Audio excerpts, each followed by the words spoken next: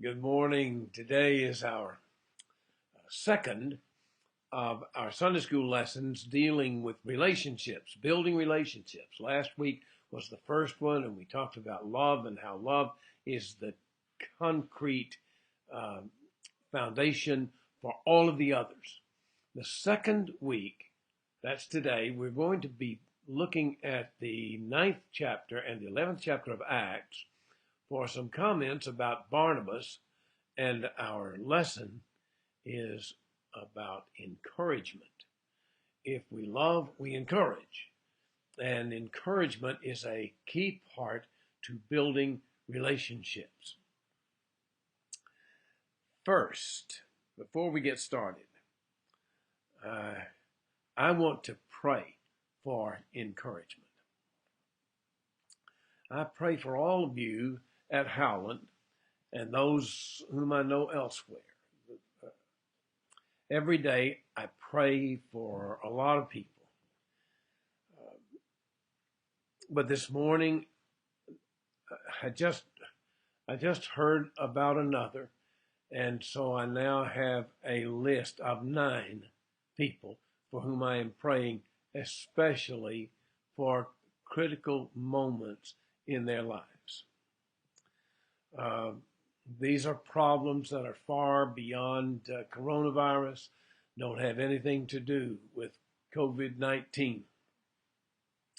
I just want to talk to the Lord about these people and the scores of others who are affected by their directions. Will you pray with me? Lord, bless our time together. Lift our hearts and let your peace guard them. Help us be strong in your strength, not to fall apart, but to see your gifts of grace and be ever thankful. Lord, you know every desire of our hearts. You know who's there in our hearts. You know who needs your direction and the stamina to follow it. And these we lift to you in this moment. James and Linda, Elaine, Sarah, Cherry, there's one other there. There are 5 others here. Touch them, Lord. Make them whole. I pray in Jesus' name. Amen. Now, I said Acts 9 and Acts 11, but I want to go to Galatians 6 because in Galatians 6 there's a favorite passage of mine, and it became a favorite at the same time that I became a preacher, or even before I became a preacher, because it was while I was preparing for my first sermon in August of 1962. This is the passage from Galatians chapter 6, verses 1 and 2, and maybe 3. I'm not sure exactly. 1 and the verses following.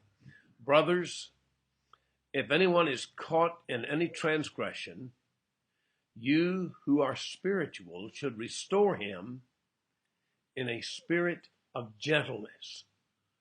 Keep watch on yourselves, lest you also be tempted. Well, there's a lot there, and I'm not going to preach a sermon.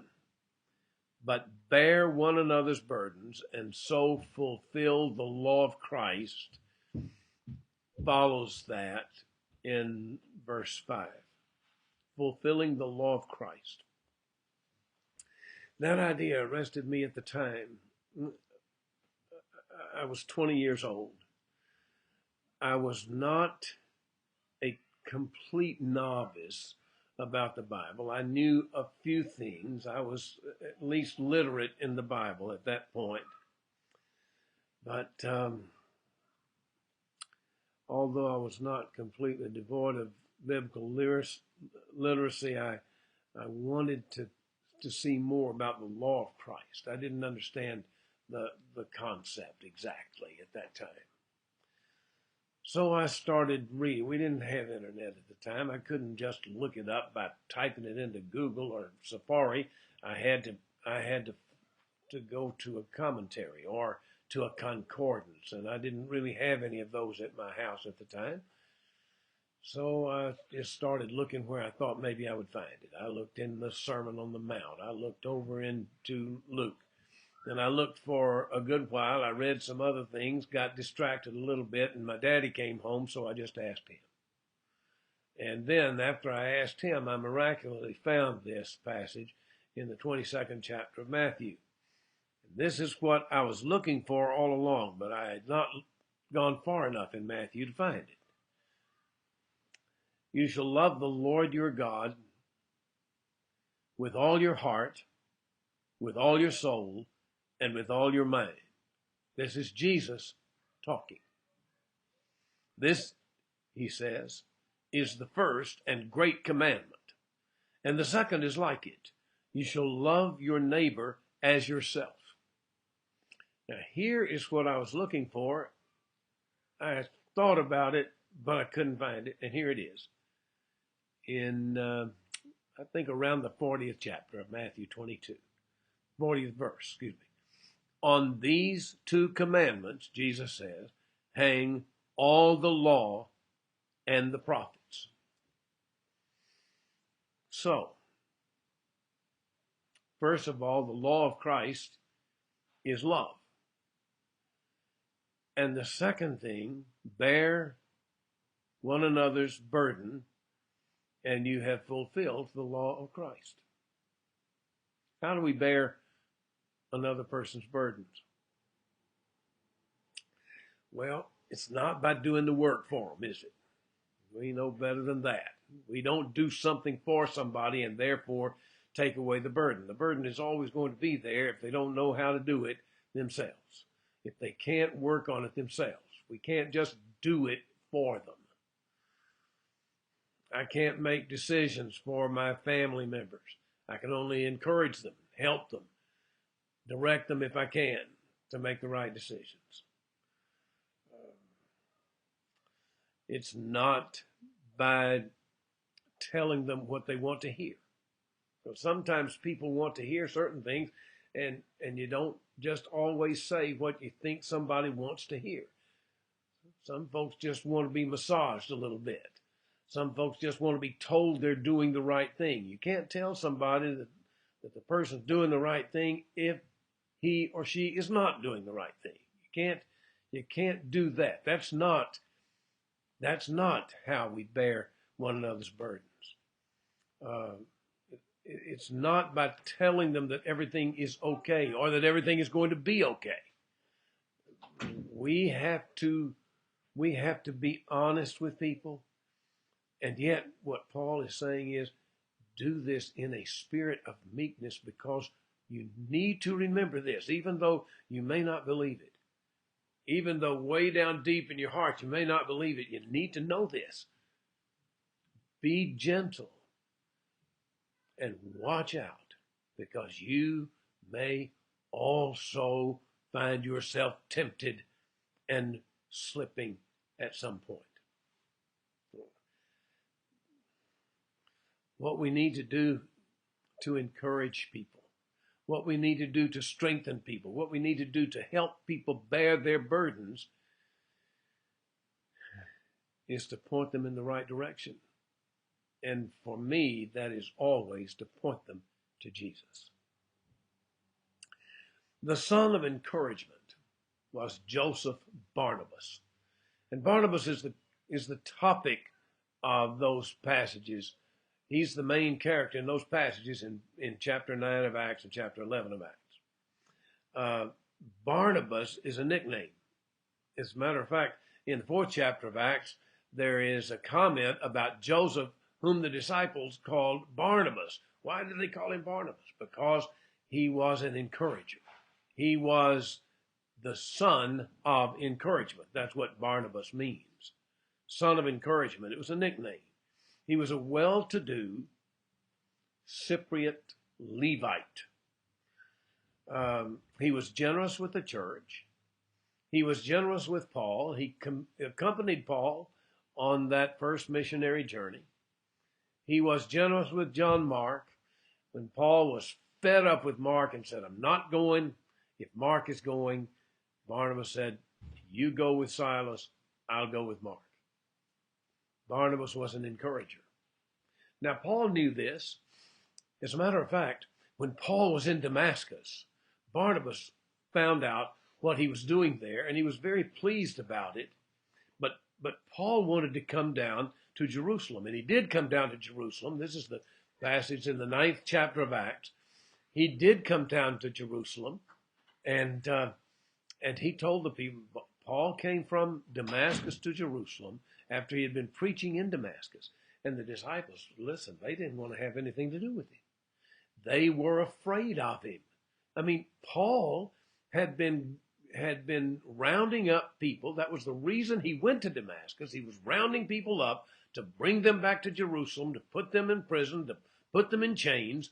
Some of them would probably be killed, as Stephen was killed by stoning. And the disciples, when they heard that Paul was coming, they heard that he had been converted. Well, this is an amazing thing. But they didn't believe it. Can you imagine?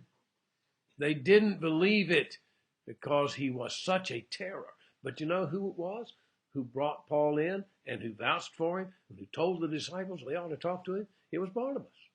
Barnabas, the son of encouragement. At some point up in Antioch, the church was growing, and there were lots and lots of people being converted to Christianity. It was a city that was not Jewish. You see, it was north, and it was a kind of an open city. There lots and lots of religions there, and a lot of diversity, and so Christianity was able to take hold there and really grow. But the people in Jerusalem, they were skeptical, the disciples and the church in Jerusalem, which was the number one head church, and they sent Barnabas up there to Antioch to find out if things were on the up and up. So he went up there. He told him to go up there and check it out, and he did. He went up there, he checked it out, and guess what? He says, this is great. He left there, he went up to Tarsus. He got Paul. He said, you've been here long enough. Paul had been away for a long time. He went up to Tarsus. He got Paul. He said, you've been away long enough. We need you. We need you. The Lord wants you to do something special. That conversion experience that you had, I haven't heard of anybody with a conversion experience like that. The Lord really needs you. He wants you to do something. You need to come down. He encouraged Paul and then went on that trip with him. The legacy of Barnabas is this. He is an encourager. What a great legacy that is, don't you think? I've been thankful through all my years in the ministry for encouragers. My family has encouraged me. Times when I needed encouragement, in hard times and normal times. My daughter's a great encourager. My siblings are wonderful encouragers. But I think of other people who have helped me from time to time. I probably shouldn't, but I think about Bill King down there in Austin. He and his wife who helped us so much when we were just getting started. And Gordon Graham, who recommended me over there at Lakewood, and Roy Mason and his son Mike have been great encouragers over the year. Tom Norman is an encourager.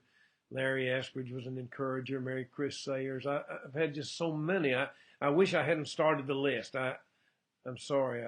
All the folks in the church at Howland, I've had so many encouragers. I'm so glad about it, because there have been times without the words of encouragement from some of my friends and some of the people who have been there for me. I don't think that I would have handled things the way I've been able to handle them. I'm just thankful for the encouragers in my life. Be an encourager. Be an encourager.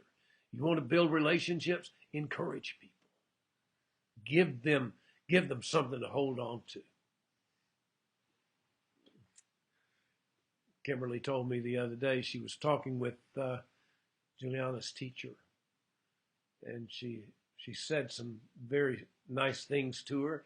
Later, she was talking to Juliana. She said, "You always want to say nice things to your teachers. You want to say nice things to people to encourage them, and they're going to love you for it." And it's true. I think these disciples loved Barnabas. I think John Mark loved Barnabas. And he did come back. John Mark wasn't lost forever. He did come back, and he and Paul had a relationship.